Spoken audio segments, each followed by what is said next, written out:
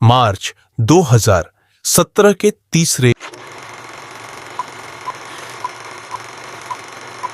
तीसरे या चौथे सप्ताह की बात है।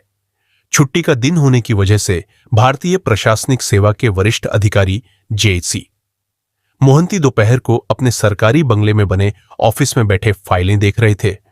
नमस्कार दोस्तों, स्वागत है आप सबका हमारे YouTube चैनल में। अगर चैनल पर पहली बार आए हैं तो प्लीज चैनल को सब्सक्राइब जरूर कीजिए। शुरू करते हैं। वह फाइल पर मातहत अधिकारियों द्वारा लिखी गई टिप्पणियों को ध्यान से पढ़ रहे थे कि अचानक उनके मोबाइल फोन की घंटी बजी। उन्होंने मोबाइल के स्क्रीन पर आने वाले नंबर को सरसरी तौर पर देखा और फिर स्विच ऑन करके कहा, हेलो सर, मैं स्टेट बैंक ऑफ इंडिया से बोल रहा हूं। फोन करने वाले ने कहा, हां बताइए। श्री मोहंती ने फाइल पर नजरें गड़ाई हुए ही कहा, सर आपको पता ही होगा कि 1 अप्रैल से state bank of Bikaner and Jaipur सहित देश के 5 बैंकों का एसबीआई में विलय हो रहा है। आपका खाता एसबीबीजे में है। आपके एसबीबीजे के एटीएम कार्ड का वेरिफिकेशन करना है ताकि उसे एसबीआई से जोड़ा जा सके। दूसरी ओर से फोन करने वाले ने नपेतुले शब्दों में कहा। बात करने वाले का लहजा सभ्य और अधिकारी जैसा था, इसलिए जेसी मोहंती ने पूछा, वह तो ठीक है, लेकिन इसमें मुझे क्या करना है सर? आप अपने एटीएम कार्ड के नंबर बता दीजिए। फोन करने वाले ने कहा, एसबीबीजे के एसबीआई में विलय की बात श्री मोहंती को पता थी, क्योंकि रोज ही मीडिया में इसकी खबरें आ रही थी। इसलिए उन्होंने टेबल पर ही रखे अपने पर्स से state bank of Bikaner and Jaipur का एटीएम कार्ड निकालकर उस पर सामने की ओर लिखे 12 अंकों का नंबर फोन करने वाले को बता दिया। दूसरी ओर से फोन करने वाले ने एटीएम कार्ड नंबर नोट करते हुए दोबारा बोलकर कंफर्म करते हुए कहा, थैंक यू सर, आपका 1 मिनट और लूंगा। आपको एटीएम कार्ड के पीछे लिखा सीवीवी नंबर भी बताना होगा जेएचसी। मोहंती ने सीवीवी नंबर भी बता दिया। इसके बाद फोन कट गया तो वह फिर से अपने काम में व्यस्त हो गए। कुछ देर बाद उनके मोबाइल पर एक मैसेज आया। उन्होंने मैसेज देखा तो उसमें ओटीपी नंबर था। उसे उन्होंने अपनी डायरी में नोट कर लिया। मैसेज आने के करीब 10 मिनट बाद उनके मोबाइल पर एक बार फिर उस व्यक्ति का फोन आया। उसने कहा, सर आपको एक बार और कष्ट दे रहा हूं। आपके मोबाइल पर ओटीपी नंबर का मैसेज आया होगा। इसी ओटीपी नंबर से आपके एटीएम कार्ड और बैंक खाते का वेरिफिकेशन किया जाएगा। कृपया आप वह ओटीपी नंबर बता दीजिए ताकि आपके खाते और एटीएम कार्ड को वेरीफाई करके स्टेट बैंक ऑफ इंडिया से जोड़कर अपडेट किया जा सके। कुछ देर पहले ही अपनी पर्सनल डायरी में लिखा ओटीपी नंबर J.C। मोहंती ने सहज भाव से फोन करने वाले को बता दिया और अपने काम में व्यस्त हो गए। शासन सचिवालय में आसीन आईएएस अधिकारियों का जीवन बहुत व्यस्त होता है। दिन भर मीटिंगों और फाइलों में सिर खपाना पड़ता है। कभी संबंधित मंत्री बुला लेते हैं तो कभी मुख्य सचिव। मुख्यमंत्री ऑफिस से भी दिन में 2 से 4 बार किसी न किसी फाइल के बारे में पूछताछ की जाती है। वैसे भी उन दिनों राजस्थान विधानसभा का बजट सत्र चल रहा था, इसलिए भूजल विभाग के सवालों के जवाब के लिए उनका विधानसभा में उपस्थित रहना जरूरी था। इन्हीं व्यस्तताओं के बीच जेएसी मोहंती के मोबाइल पर 50 मैसेज ऐसे आए जिन्हें वह खोलकर देख या पढ़ नहीं सके। 3 अप्रैल को वह सचिवालय के अपने ऑफिस में बैठे थे। जिस समय वह थोड़ा फुर्सत में थे तभी उनके मोबाइल पर एक मैसेज आया।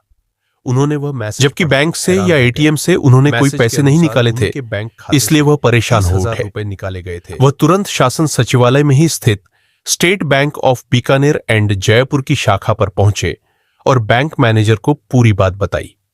बैंक मैनेजर ने मामले की गंभीरता को समझते हुए तुरंत जेसी मोहंती के बैंक खाते की डिटेल निकलवाई, जिसे देखकर श्री मोहंती को झटका सा लगा। उनके बैंक खाते से 22 मार्च से 3 अप्रैल के बीच अलग अलग समय में 2,73,000 रुपए निकाले गए थे। उनके मोबाइल पर बैंक की ओर से इस निकासी के मैसेज भी भेजे गए थे, पर व्यस्तता की वजह से वह उन मैसेजों को देख नहीं सके थे। खाते से करीब 2.25 लाख रुपए निकलने की डिटेल देखकर जेएसी मोहंती को करीब 15 दिनों पहले मोबाइल पर आए उस फोन की याद आ गई, जिसमें खुद को बैंक अधिकारी बताकर किसी आदमी ने उनसे एटीएम कार्ड का नंबर, सीवीसी नंबर और ओटीपी नंबर मांगा था। J.83। मोहंती को समझते देर नहीं लगी कि वह साइबर ठगों द्वारा ठगी का शिकार हो गए हैं। उनके साथ ऑनलाइन ठगी की गई है। उन्हें दुख इस बात का था कि सितंबर 2016 में एक बार और उनके साथ साइबर ठगी हो चुकी थी। उस समय उनके क्रेडिट कार्ड से विदेश में 86,000 रुपए की शॉपिंग की गई थी। जयपुर के थाना अशोकनगर में इसकी रिपोर्ट दर्ज कराई गई थी, लेकिन ठगों का पता नहीं चल सका था। इस ऑनलाइन ठगी से जेटसी मोहंती परेशान हो उठे थे। उन्होंने बैंक मैनेजर से पैसों की निकासी रोकने को कहा ही नहीं, बल्कि बैंक की जरूरी कागजी खानापूर्ति भी की, ताकि ऑनलाइन ठगी करने वाले भविष्य में उनके खाते से पैसे न निकाल सके। इसके बाद अपने ऑफिस पहुंचकर उन्होंने पुलिस कमिश्नर संजय अग्रवाल को फोन करके अपने साथ हुई साइबर ठगी की जानकारी दी। जेडोसी मोहंती के साथ हुई ठगी की बात सुनकर संजय अग्रवाल हैरान रह गए। हैरानी की बात यह थी कि राजस्थान पुलिस और विभिन्न बैंकों की ओर से अक्सर समाचार पत्रों, इलेक्ट्रॉनिक और डिजिटल मीडिया द्वारा रोजाना लोगों को ऑनलाइन ठगी के बारे में जागरूक करने के लिए बताया जा रहा है कि किसी भी व्यक्ति को फोन पर अपने एटीएम कार्ड या बैंक खाते की डिटेल कतई न दे। पुलिस और बैंकों की इतनी कवायद के बावजूद भी आम आदमी रोजाना इन ठगों का शिकार हो रहे हैं। लेकिन अगर कोई सीनियर आईएएस अफसर इस तरह की ठगी का शिकार हो जाए तो ताज्जुब होगा ही। संजय अग्रवाल ने जेसी मोहंती को रिपोर्ट दर्ज कराने की सलाह देते हुए साइबर ठगों को जल्दी ही पकड़ने का आश्वासन दिया। मूल रूप से ओडिशा के रहने वाले राजस्थान कैडर के सन 1985 बैच के आईएएस अधिकारी जेसी मोहंती ने उसी दिन जयपुर में शासन सचिवालय के पास स्थित थाना अशोकनगर में अपने साथ हुई इस ठगी की रिपोर्ट दर्ज करा दी। ऑनलाइन ठगी का यह मात्र एक उदाहरण है। ऐसी ठगी राजस्थान सहित देश के लगभग हर राज्य में रोजाना 150 लोगों के साथ हो रही है। राजस्थान में सन 2016 में साइबर क्राइम के 907 मुकदमे दर्ज हुए थे, जिनमें 530 मुकदमे सिर्फ जयपुर शहर में दर्ज हुए थे। मुकदमों के दर्ज होने के बाद जांच में सामने आया कि साइबर ठग खुद को बैंक मैनेजर बताकर लोगों के मोबाइल पर फोन करके कहते हैं कि आपका एटीएम कार्ड बंद हो रहा है या आपके एटीएम कार्ड की क्रय करने की सीमा बढ़ाई जा रही है, अथवा आपके एटीएम कार्ड को आधार कार्ड से लिंक किया जा रहा है। किसी भी व्यक्ति से ये ठग मोबाइल फोन पर कहते हैं कि आपका एटीएम कार्ड पुराना हो गया है, उसके बदले नया कार्ड जारी किया जा रहा है, इसलिए आपको एटीएम कार्ड का नया पासवर्ड दिया जा रहा है। आपने पिछली बार एटीएम से कब रकम निकाली थी? क्या आपने नए केवाईसी या आधार कार्ड को लिंक नहीं किया है? बैंक वालों की तरह तकनीकी बातें कहकर ये ठग मोबाइल फोन पर ही लोगों से एटीएम कार्ड का नंबर, सीवीसी नंबर और ओटीपी नंबर पूछ लेते हैं। इसके बाद ये साइबर ठग स्मार्टफोन या कंप्यूटर के माध्यम से मनी ट्रांसफर सॉफ्टवेयर द्वारा उस व्यक्ति के खाते की रकम निकाल लेते हैं। राजस्थान में इस तरह की लगातार हो रही ठगी की वारदातों का पता करने के लिए जयपुर के पुलिस कमिश्नर संजय अग्रवाल ने अतिरिक्त पुलिस आयुक्त प्रफुल्ल कुमार के निर्देशन तथा पुलिस उपायुक्त क्राइम डा विकास पाठक के नेतृत्व में क्राइम ब्रांच की तकनीकी शाखा एवं संगठित अपराध शाखा के अधिकारियों की एक टीम बनाई। इस टीम ने जांच शुरू की तो पता चला कि इस तरह की वारदातें करने वाले महाराष्ट्र के पुणे जिले के तल्लेगांव इलाके में रह रहे हैं। टीम ने उन अपराधियों को चिन्हित कर उनकी निगरानी शुरू की तो पता चला कि ये ठग कॉल सेंटर की तर्ज पर बैंक अधिकारी बनकर रोजाना सैकड़ों लोगों को फोन करते हैं और उनसे एटीएम कार्ड का नंबर आदि पूछकर ऑनलाइन ठगी करते हैं। कई दिनों की निगरानी के बाद क्राइम ब्रांच ने महाराष्ट्र के पुणे के एसपी ग्रामीण सुवेज हक तथा क्राइम ब्रांच के अधिकारियों की मदद से 27 मार्च को 5 लोगों को महाराष्ट्र के तलेगांव दाभाड़े से गिरफ्तार किया। इनमें झारखंड के जिला जामताड़ा के कर्माटांड निवासी 3 सगे भाई यूसुफ, मुख्तार एवं अख्तर शामिल थे। यूनुस के इन तीनों बेटों में यूसुफ सबसे बड़ा और अख्तर सबसे छोटा था। इनके अलावा महाराष्ट्र के पुणे के तलेगांव दाभाड़े निवासी संजय सिंधे और शैलेश को भी गिरफ्तार किया गया था। इनके पास से पुलिस ने 10 छोटे और 4 बड़े mobile phone, 15 SIM, 7 ATM card और 9,86,500 रुपए बरामद किए थे। इन लोगों ने पिछले साल जयपुर के रहने वाले गोपाल बैरवा को फोन करके उनसे 29,600 रुपए ठगे थे। इसका मुकदमा जयपुर पूर्व के थाना बस्सी में दर्ज था। गिरफ्तार अभियुक्तों को पुलिस जयपुर ले आई।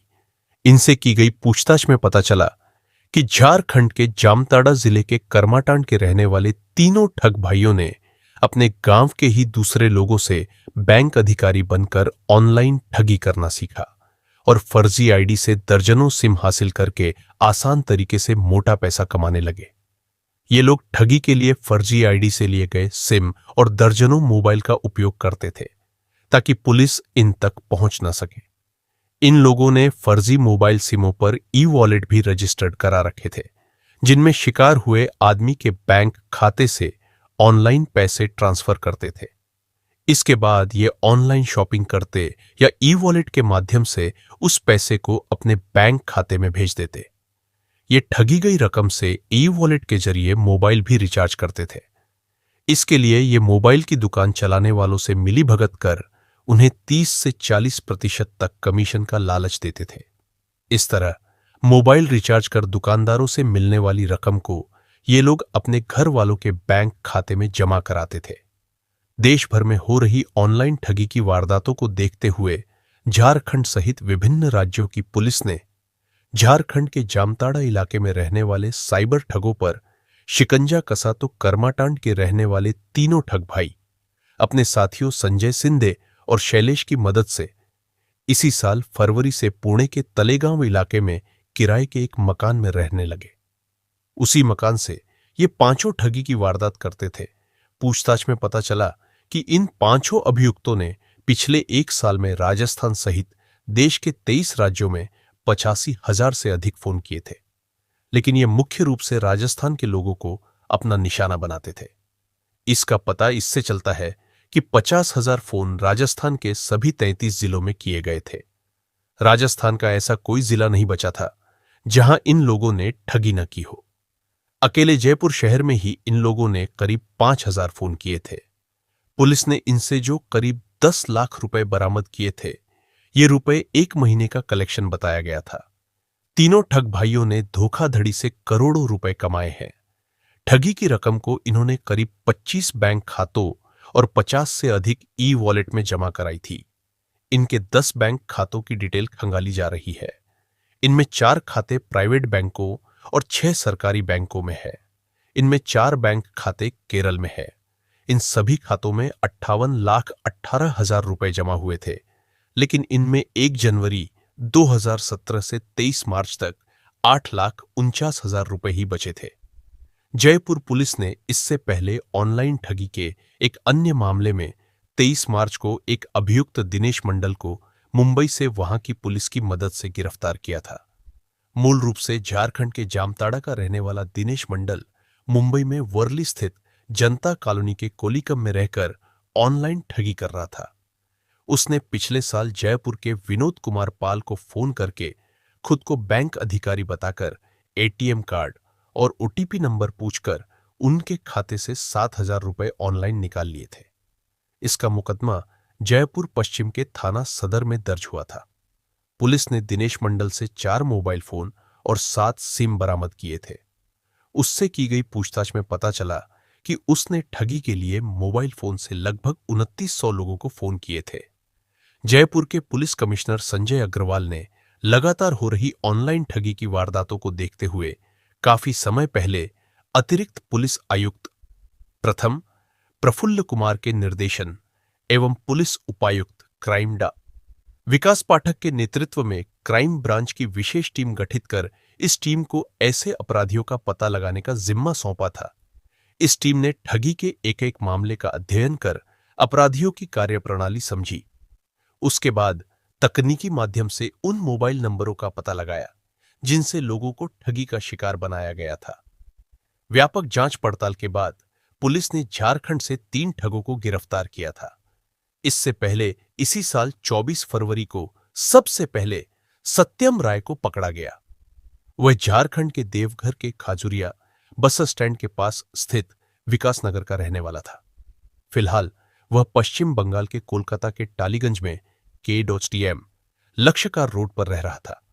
उसने पिछले साल जयपुर के राजेंद्र गहलोत को अपना शिकार बनाया था।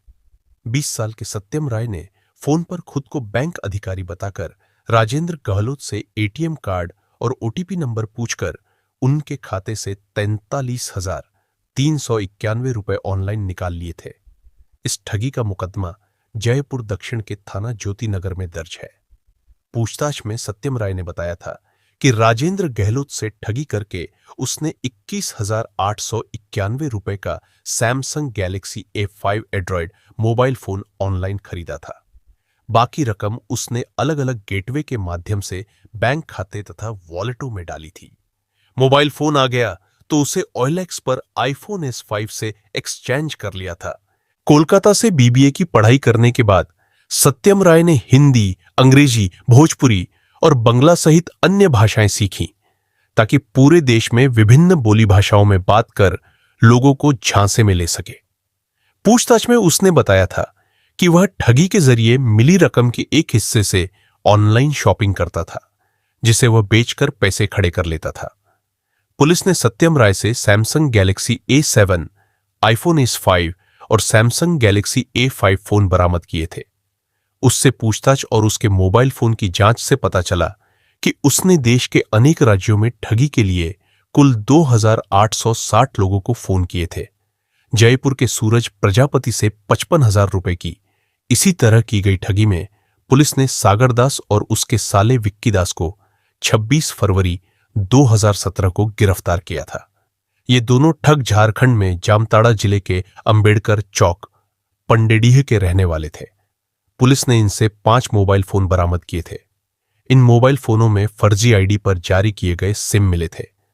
जीजा साले ने अलग अलग राज्यों में ठगी के लिए करीब 779 लोगों को फोन किए थे।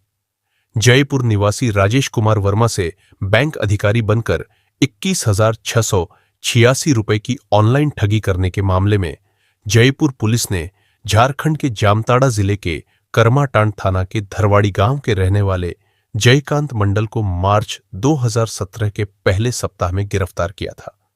पुलिस ने उससे 3 मोबाइल फोन, 4 सिम और 4 ATM कार्ड बरामद किए थे। वह झारखंड के धनबाद के देवली गोविंदपुर में रहकर ITI कर रहा था। उसने कई भाषाएं सीख रखी थी। जांच में पता चला कि जयकांत ने ठगी के लिए विभिन्न मोबाइल नंबरों से अलग अलग राज्यों में ठगी के लिए करीब 9,068 लोगों को फोन किए थे। जांच में पता चला है कि झारखंड के जिला जामताड़ा के करमाटांड सहित कुछ इलाके साइबर अपराधियों के गढ़ हैं। कहा जाता है कि करमाटांड के झिलुआ गांव के रहने वाले सीताराम मंडल ने सन 2008 से 9 में बैंक अधिकारी बनकर लोगों से ऑनलाइन ठगी के साइबर अपराध को जन्म दिया था। इसका जाल अब पूरे जामताड़ा जिले में फैल चुका है। आजकल वहां 150 से अधिक गिरोह काम कर रहे हैं, जिनमें 20 से 30 साल के युवा शामिल हैं। इनमें कुछ गिरोह ऐसे भी हैं जिन्होंने वेतन और कमीशन के आधार पर दूसरे युवकों को नौकरी दे रखी है। कुछ पुराने ठग नई पीढ़ी के युवाओं को ऑनलाइन ठगी की ट्रेनिंग देते हैं और इसके बदले में मोटा मेहनताना वसूलते हैं। इन गिरोहों ने बैंक अधिकारी बनकर पूरे देश में अब तक कई अरब रुपए की ठगी की है। मजे की बात यह है कि इनमें ज्यादातर ठग ज्यादा पढ़े लिखे नहीं हैं, लेकिन देश के अलग अलग राज्यों की भाषाएं सीखकर ये लोगों को ठग रहे हैं। देश में ऐसा कोई वर्ग नहीं है जो इनकी ठगी का शिकार न हुआ हो। केंद्रीय मंत्री से लेकर विभिन्न राज्यों के मंत्रियों, IAS एवं IPS अधिकारियों, जज, डॉक्टर, प्रोफेसर, आयकर अधिकारी, इंजीनियर, चार्टर्ड अकाउंटेंट, बिजनेसमैन सभी इनकी ठगी का शिकार हो चुके हैं, जबकि इन लोगों को कहा जाता है कि ये अपनी बुद्धि और वाकचातुर्य के बल पर देश को चला रहे हैं। आम आदमी को तो ये ठग कुछ ही मिनट में बातों में उलझाकर उसका ATM कार्ड और OTP नंबर आदि हासिल कर लेते हैं। इन ठगों ने केंद्रीय कृषि राज्य मंत्री, बांका के जिला जज एयरपोर्ट अथॉरिटी के एजीएम सहित तमाम बड़े बड़े अधिकारियों को ठगा है। साइबर ठगी में लगे तमाम लड़के उच्च शिक्षा भी हासिल कर सूचना प्रौद्योगिकी में दक्ष हो रहे हैं ताकि लोगों को उनके हिसाब से हैंडल किया जा सके। जामताड़ा में साइबर क्राइम की शुरुआत एसएमएस से मोबाइल फोन का बैलेंस उड़ाकर दूसरों को सस्ती दरों पर मोबाइल फोन का बैलेंस बेचने से हुई थी। इसके बाद 8 से 9 सालों में यह जिला पूरे देश में चर्चित हो चुका है। जामताड़ा इलाके से जब मोबाइल फोन से बहुत ज्यादा फोन किए जाने लगे तो मोबाइल कंपनियों को मोटी कमाई होने लगी। नेटवर्क की समस्या दूर करने के लिए मोबाइल कंपनियों ने वहां नए टावर लगवा दिए, जिससे वहां नेटवर्क अच्छा हो गया। इससे ठगों का काम और ज्यादा आसान हो गया। ठगी की रकम से ठग ऐशो आराम की जिंदगी जीते हैं। उनके पास आलीशान मकान और लग्जरी गाड़ियां हैं। सड़कें खराब होने से गाड़ियां चलाने में परेशानी हुई तो इन ठगों ने सड़कें भी खुद ही बनवा ली।